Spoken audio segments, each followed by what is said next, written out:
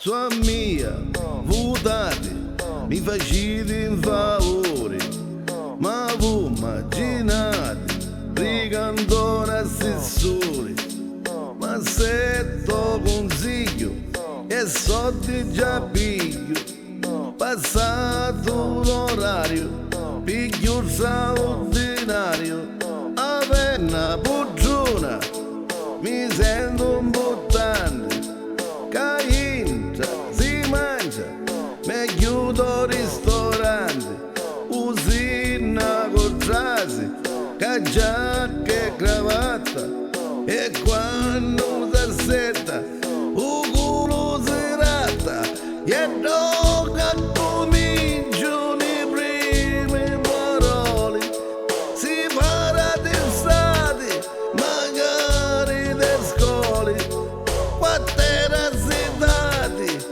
e fogni intoppati, e dopo si sparano i primi minchiati, e arrivo, le cose capiro, c'è uno che para e non gioco caga, c'è uno che rompe e non molto scrive, io se non conosci, un pane calivi, e arrivo, di chi gioca viro, e aggiunta magari si mette a mangiare, e arriva l'usciere con quattro guanteri, e tutto surato, ci vedo i peri, sul sogno che entra, volessi parare, de cose più storte, che sanno analizzare, a gente è stanca di farsi promesse e ore cangiare perché se muovessi. Ora che sogno assessore comune, tutti mi cercano ma non per canzoni, ci pare che muco ma stanno sbagliando, io sogno pulito a meno pestano, e arrivo, e so di capiro, e sogno pulito ma sogno pentito, pinzanni ci buono, e meglio che mangio, perché sono m'attaccano, a poi cucci cangio, e arrivo, e acchiappo, e batti mirato, che soldi na banca, mi lavo una chianga, e figli sistemo, che non sogno scemo, e a tutti i nipoti, c'ha gatto